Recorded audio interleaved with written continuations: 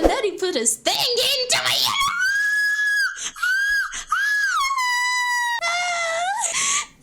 Hello and welcome. Today we're doing something sacred, something that's been passed down from generation to generation.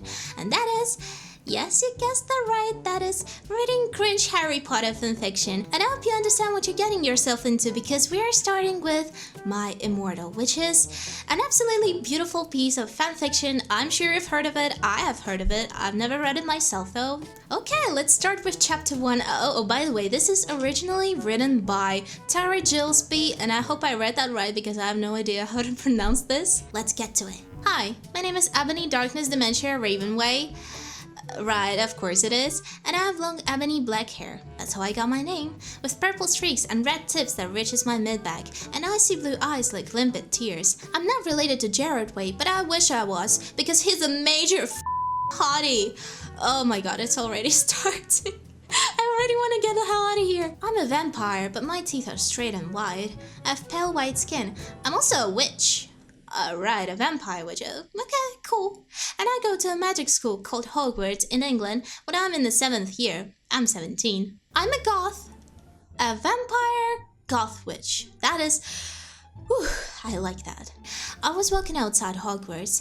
It was snowing and raining, so there was no sun, which I was very happy about, of course, because you're a vampire goth witch. A lot of preps stared at me. I put up my middle finger at them. Oh my god! Oh my god! How dare she! How dare she! Ah! Hey, Ebony! Shouted a voice. I looked up. It was Draco Malfoy. Of course, who else would it be? What's up, Draco?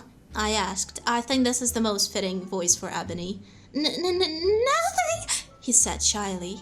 But then, I heard my friends call me and I had to go away. Is it good? Please tell me thanks. Of course, I'm loving it. I'm loving it. Chapter 2. Oh, that was quick. The next day I woke up in my bedroom. It was snowing and raining again. I opened the door of my coffin and drank some blood from a bottle I had.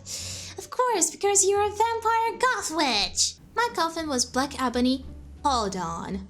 Hold on. Are you sure you got your name because your hair was black ebony? Maybe it was because of your coffin! And inside it was a hot pink velvet with black lace on the ends. I got out of my coffin and took off my giant MCR t-shirt, which I use for pajamas. Instead, I put on a black leather dress, a pentagram necklace, combat boots, and black fishnets on. Oh my god. There's a lot of, clothes description, as if that's the only thing you can describe in a fanfiction, but okay. My friend Willow woke up then and grinned at me. She flipped her long waist-length raven black hair with pink streaks and opened her forest green eyes. She put on her Marilyn Manson, respect, t-shirt with a black mini, fishnets, and pointy high-heeled boots. We put on our makeup, black lipstick, white foundation, and black eyeliner. I think we all remember that because the first chapter was not too long ago, you know. Oh my god! I saw you talking to Draco Malfoy yesterday, she said excitedly. Yeah, so? I said blushing.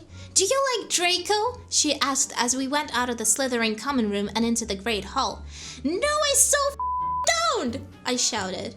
Yeah, right, she exclaimed. Just then, Draco walked up to me. Of course it did. Hi, he said. Hi, I replied flirtily. Oh, sorry, it was supposed to be hi. Guess what? He said. What? I asked. This is some very, very well put together, very detailed dialogue. Well, good Charlotte and having a concert in Hogsmeade. Oh my god! I screamed. I love JC. They're my favorite band. Well, do you want to go with me? He asked. I gasped. Chapter 3. This is escalating fast. On the night of the concert, I put on my black lace-up boots with high heels underneath them. Can I please skip the clothes description? I went outside. Draco was waiting there in front of his flying car. Hi, Draco, I said in a depressed voice. Why depressed? Why are you depressed? Hi, Draco, I said in a depressed voice. Hi, Ebony, he sat back. We walked into his flying black Mercedes Benz. The license plate said 666! I went to the place with the concert.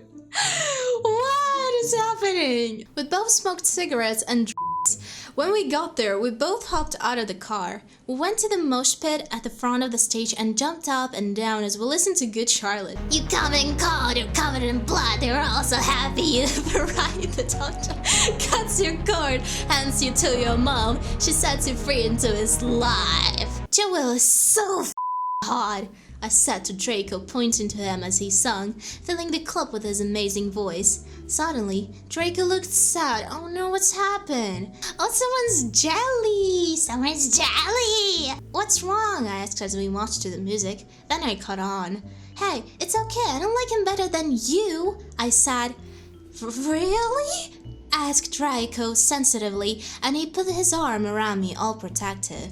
Really? I said. Besides, I don't even know Joel, and he's going out with Hillary Duff. I hate that little I said disgustedly, thinking of her ugly blonde face. What? The night went on really well and I had a great time. So did Draco. After the concert we drank some beer and asked Benji, are you allowed to drink beer though you're 17? And asked Benji and Joel for their autographs and photos with them. We got cheesy concert teas. Draco and I crawled back into the mysterious beds. Wait, Dad! But Draco didn't go back into Hogwarts. Instead, he drove his car into the Forbidden Forest. Oh no, what are they gonna do in the Forbidden Forest? Draco! I shouted. What the do you think you're doing? Draco didn't answer, but he stopped the flying car and he walked out of it. I walked out of it too, curiously.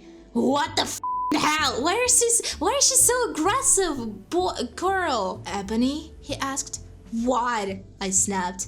Draco leaned in extra close and I looked into his gothic red eyes.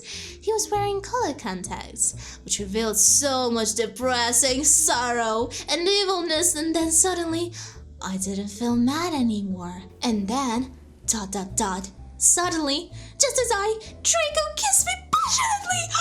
No! The smut is here. The smut is here. Oh no. Oh no. Kids, click off this video immediately. This is going to be... this is going to be bad. That is so bad. Draco climbed on top of me and we started to make out keenly against a tree. He took off my top and I took off his clothes. I even took off my bra. Oh no, don't do that, please. And then he put his thing into my...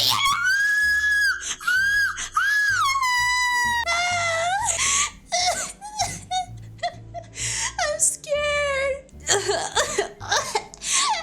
And we did it for the first time. Oh. Scream. Is that the sounds you're supposed to be making? I screamed. I was beginning to get an... and you know what? We started to kiss everywhere. And my pale Betty... sorry, my brain short-circuited for a moment. And then... What the hell are you doing, motherfuckers? It was Dumbledore. I really hope he's not gonna join them. You know, I don't think I'm ready to complete this absolutely magnificent piece of literature. I have not yet reached this level of, you know, of whatever this is. So this means we're getting to another fanfiction. Okay, so the second one is called Forbidden Desires. Am I scared? I'm absolutely terrified. But at least I'm not alone in this. You're still here, right? Okay, this is written by XX Succubus XX. Oh my god. Okay. He watched her for months. That lustful glint in his eye made her hands stand on end. She craved for his touch, just as he craved for hers. The story of forbidden desires. That is... okay. Okay, I think I'm twice as scared now. Hermione Granger, typically the best student in all her classes, found herself bored in potions class one rainy afternoon. Her elbow resting on her desk, her hand supporting her head, her fingers grasped her jaw lightly. Gazing into nothingness, she realizes Professor Snape staring at her from his desk. I hope it's not gonna be like Snape and Hermione? I mean, I like Snape, but please, can we not do this? This is called Forbidden Desires, and I have a bad feeling about this, okay? Not thinking much of it, she lowers her gaze to her already completed work, both for this and next week. Her eyes closed, she lifted her head, taking in a deep sigh. A As she opened her eyes, she flinched in shock. Professor Snape— oh no, I think I know where this is going. His gaze looked like chains to hers. Yes, sir? She asked, blushing from the unusual closeness. Closeness. I can't read. Professor Snape inched closer. Nobody else seemed to notice. I need to speak to you after class, Miss Granger. He started somewhat forceful. Oh no. Oh no. Hermione, I hope you're smart enough to just run away. The chime sounded, signaling the next class. Hermione fumbled her books into her hands. I'm so sorry, sir. Perhaps another time. I'm late, she said hurriedly before dashing out into the corridor. Yeah, she was smart enough to run away. She darted blindly down the hall towards her ancient runes class, gasping as she was stopped by Ron Weasley and Harry Potter, her closest friends. Hey, Hermione, what's wrong? Whispered Ron as they both hurried with her down the hall. Hermione was slightly blushing. Professor Snape, he came onto me, I think. Both boys stopped her, both holding one of her arms. What do you mean, you think? Did he or did he not? Both boys asked at once. Her eyes were closed, focusing on the floor. Well, he kinda asked to stay after class, she muttered. Both boys looked at each other. Hermione, he always does that. He's probably going to give you extra work or something. Yeah, that's right.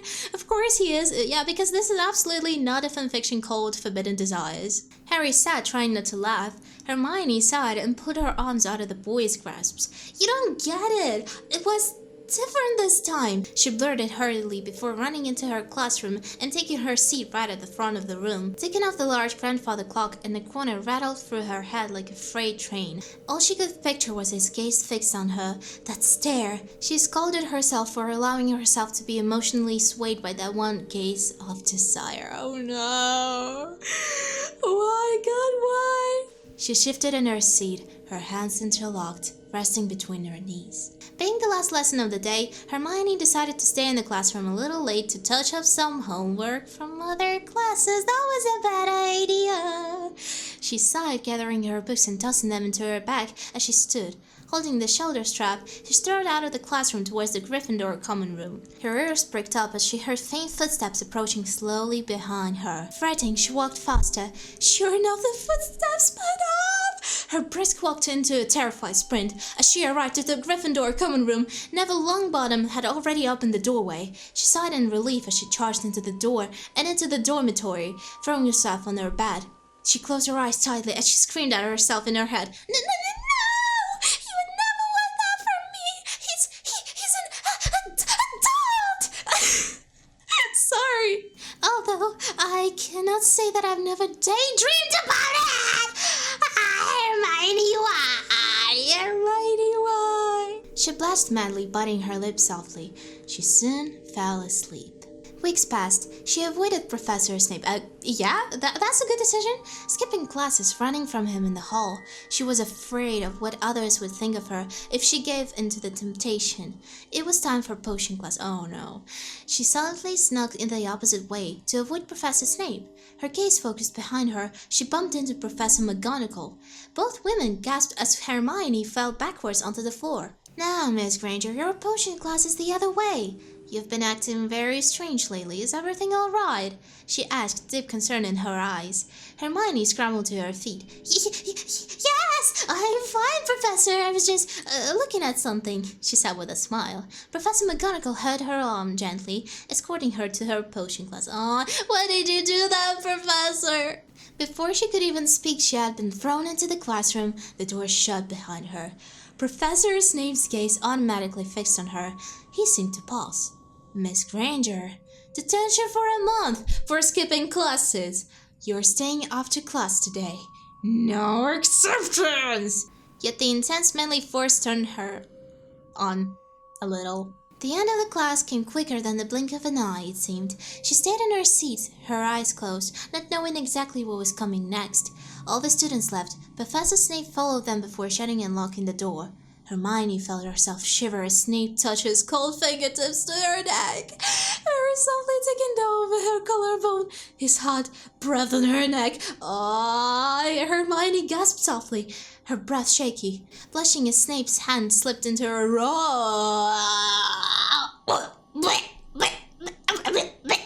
grasping her tender.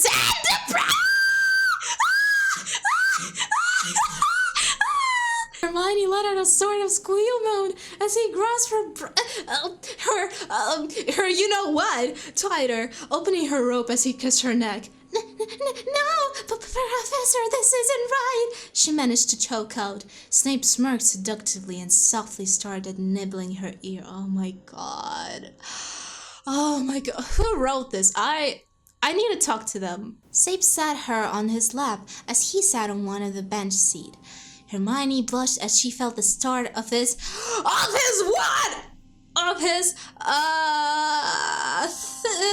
thingy press against her lower back. Snape closed his eyes, kissing up her spine, one hand slipping off the remainder of her clothes, the other removing his pants. Hermione was ready, her pants steady but deep. Oh, sorry, her panting! Oh my god, you see what these fanfictions are doing to me? Her panting, steady but deep.